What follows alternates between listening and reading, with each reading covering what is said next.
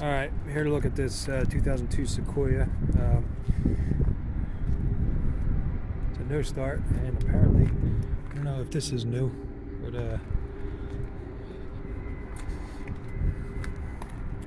just take a video of it. Got some stuff hanging out. Alright. Okay. And we will see. Battery's probably dead. They usually are. Battery's right there. Let's see if it. There's no lights, so I'm not even sure if this is on.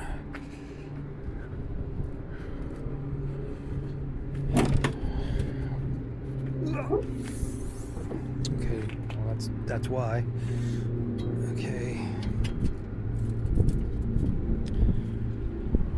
Oh, it's got new coils on it too, huh?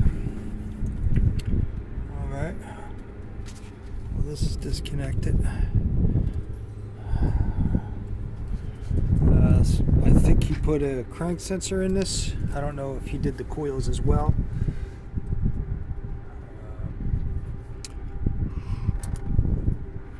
Okay. It was snowing earlier. It's pretty cold out.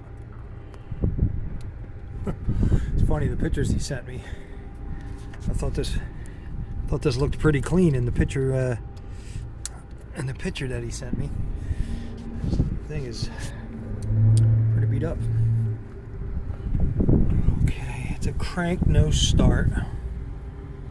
And I don't see anything obvious jumping out at me.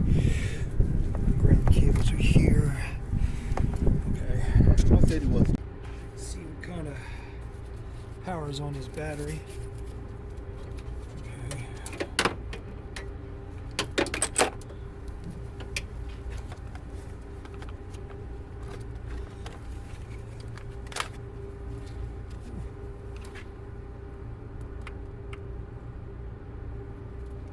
Six volts. Yeah, this ain't gonna cut it. Let me get my spare battery.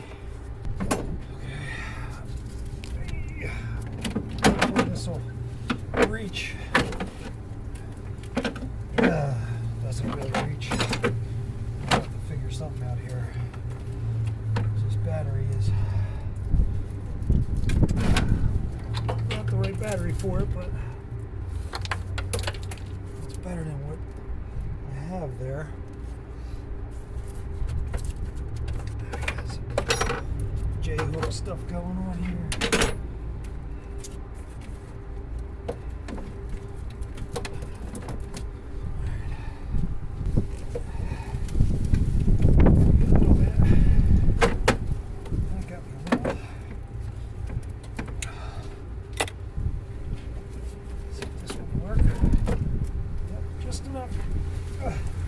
This is not ideal, but completely flat battery is worse. Alright, see what happens. See what it sounds like.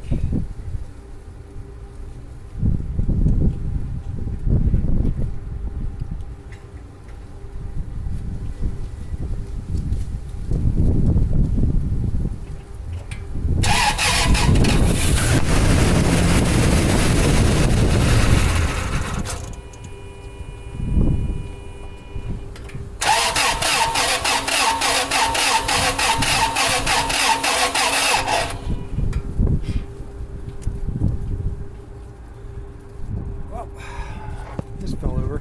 It did crank and it started and then it died out and it sounds weird. Alright, I gotta figure out how to get some extension cord out here, get me a little bit more juice on this thing, and I'm going to start off with a compression test, relative compression test. I didn't like the way that sounded. Make sure there's a width on this thing. There is. Kind of smells. My sense of smell isn't all that great, but it kind of smells like gas.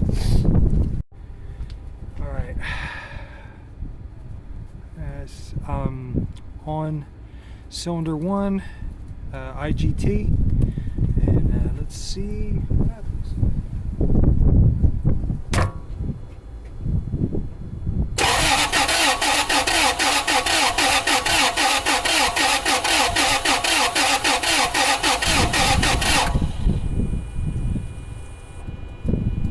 Oh, wonderful. That was a disaster. Okay, so see what happened. It fell on the keyboard, so I'm gonna have to redo this test.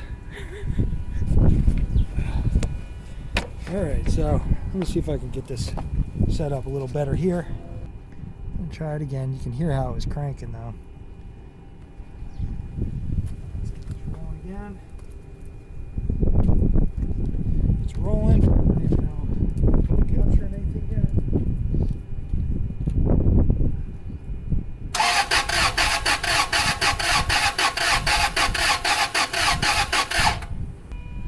Zoomed in there, huh? And you can hear and you can see this guy is not doing so good. Let's zoom in here. Ooh. I'm not exactly sure of my ignition here. I'm gonna have to retake it. I don't like that capture, but this really isn't showing me anything. So let me redo this. It looks like it did there, but it's not. So this should be 5 volts. Just do 5 volts. Leave the amperage where it's at. It didn't get anywhere yet, but looking at this diagram, I'm going to have to look at the OEM real quick, but if you look at right here, the fuse right here, ignition fuse, all right, it says hot at all times. That's not true. It's only hot. It's this one here. It's the very first one here. This black with the red, all right? It is hot with the key on. So I got to check it to see if it's hot while cranking. But it is on when I have the key on, but not while not hot at all times. So I don't know if that's incorrect or I have an issue yet. I think I was recording nothing. I don't know if I got it. Hopefully I did. But there's this discrepancy between the if you look here, this is the feed. It's ignition, all right, it only turns on during the ignition event. You come all the way through, and you have to trust me, but that's the power to the coils. I don't think I was recording when I was going through it, so that's what it is. So I'm happy with that. Now I'm going to see go on the trigger, and if I can get it, I'll grab a injector while I'm here too.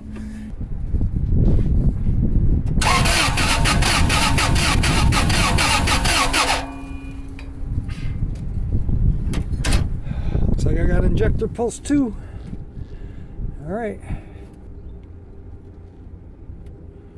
we got injector. All right, little pinto hump going on there. Okay. It is cold out.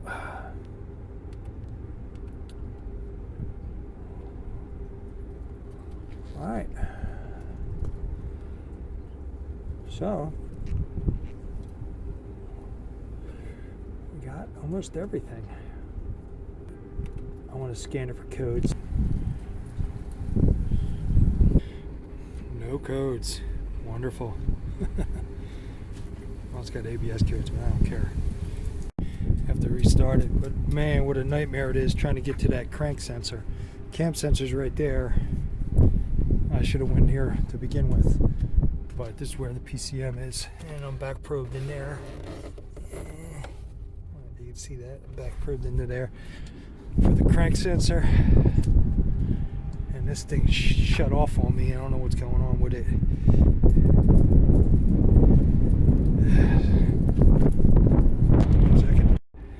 Alright, here's my capture. And I'm gonna have to pull it up real quick, but this looks like the timing is off. Just going off of what I saw the other night when I researched it, but I think this is supposed to be more over here, not there. So let me look around. This thing's giving me trouble, man. I have to restart it. This shouldn't be taking this long. I knew from the beginning it was something going on with the engine internal. All right, gonna try this again. I had to go to Pico 7.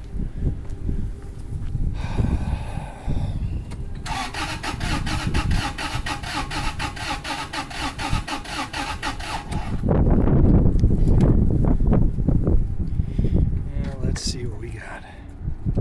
Look how slow this thing's loading.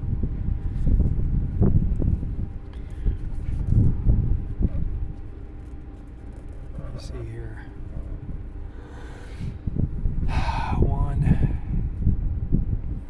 Trying to count here. Get this thing out of the way.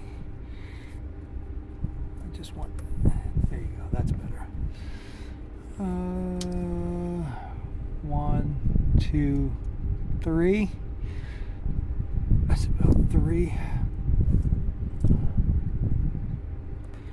So 1, 2, 3, 4, 5, 6, 7 and a half. Ooh. All right. Jump timing. Finally. It took like 15 minutes to get this computer running again. All right. Now I can explain this double hump here, why it looks like that. I didn't really care at first, but you got right here, cylinder 1, right here. That's, you know, coming down off of compression, right? Right. So this is number 1. Number 8 is missing. Number 4 is missing, and then you have number 3. There's 3, and then 6 is missing. And then you have cylinder 5, and then cylinder 7, which is that, and then cylinder 2, which is missing. So all the bank 1, which is bank 1. Get this thing out of my way. I don't need that no more. But bank 1. Right there. Bank 2 is down. That whole bank is down.